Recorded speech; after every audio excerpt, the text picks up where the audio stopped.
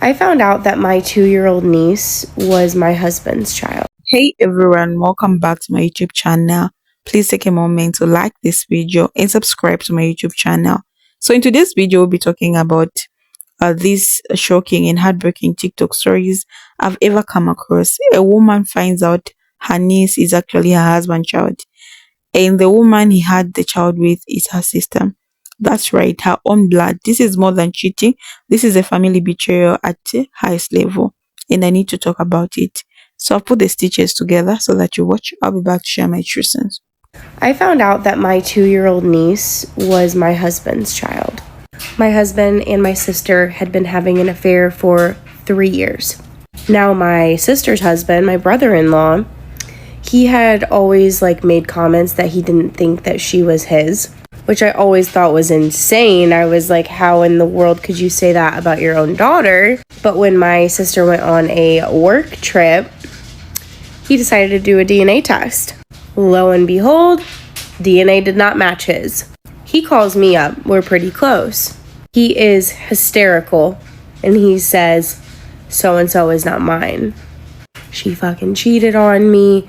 I don't know what to do. He was like, can you please just call her and talk to her? After I hung up with him, I immediately called my husband, who happened to be on a boys' trip. Except he didn't answer me, and when I went to check his location was off. So I call my sister, and I'm like, hey, what the fuck? And I'm like, you need to come clean. You need to tell him who the dad is, because this is messed up. She freaks out on me. She's like, stay out of my life, stay out of my business, and hangs up. My brother-in-law calls me back, and he's like, I've got her iPad here.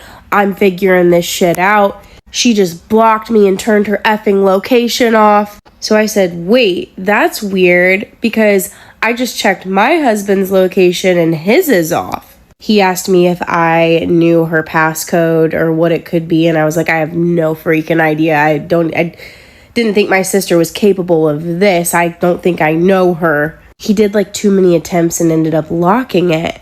Well, we're waiting. All of a sudden, there's an alert on her iPad. A text message from my husband, who didn't answer my phone call. We end up finally getting into this iPad and found out that they had been seeing each other for 3 whole years, and that they were very aware who the father was. I ended up serving my husband with divorce papers a month later. He had always been a super controlling dude. He wouldn't even let me use toys in the bedroom or anything like that. Flipped the F out when I used a spicy cube one time without asking him. Said that I wasn't allowed to take anything. So when he was at work and thinking that we were gonna work things out, I packed up literally all of my shit. Not one trace of me was left in that home. Except for an empty box of spicy cubes, because I can take those whenever the fuck I want now.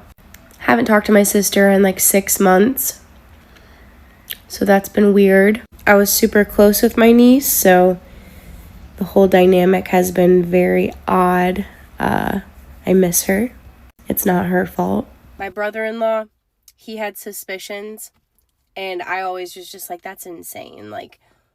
Don't ever say that. That's your daughter. Stop. I was wrong. He ended up doing a DNA test on my niece while my sister was out of town with my husband.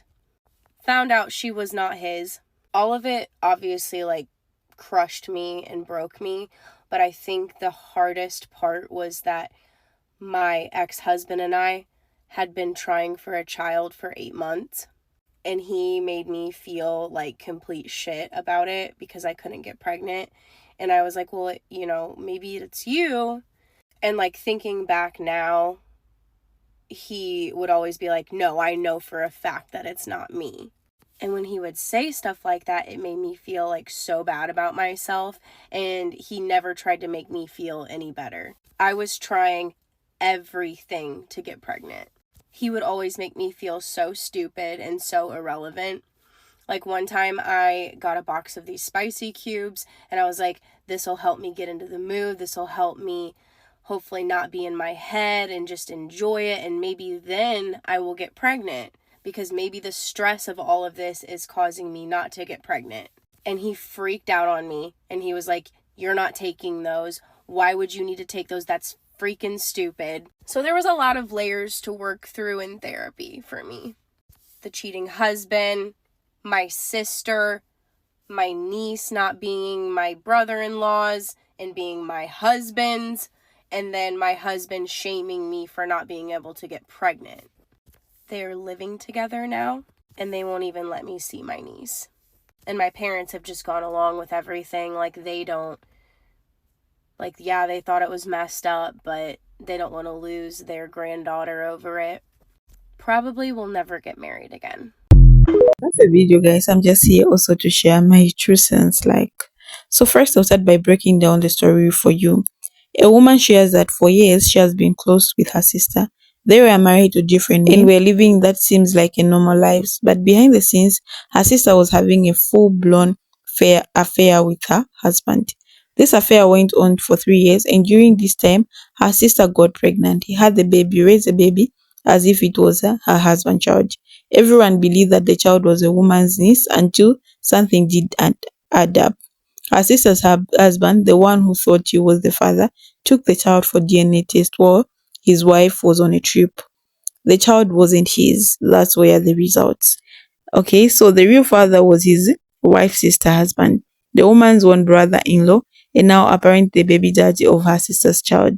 I'm still shaking just saying it. So let's talk about the system. This wasn't a one-time mistake. This was a moment of weakness. This was a full-on affair that lasted 3 years. That's 1,095 days of lying. That's holidays, birthdays, family dinners, girls' night, cookouts, all while sneaking around with your sister's husband. That's a question. The question is, what kind of heart do you have to do this to your own blood? She smiled in her sister's face while sleeping with her husband. She accepted gift, hugged her, played with her kids, all while knowing she was secretly building a life with a man, with her sister's man.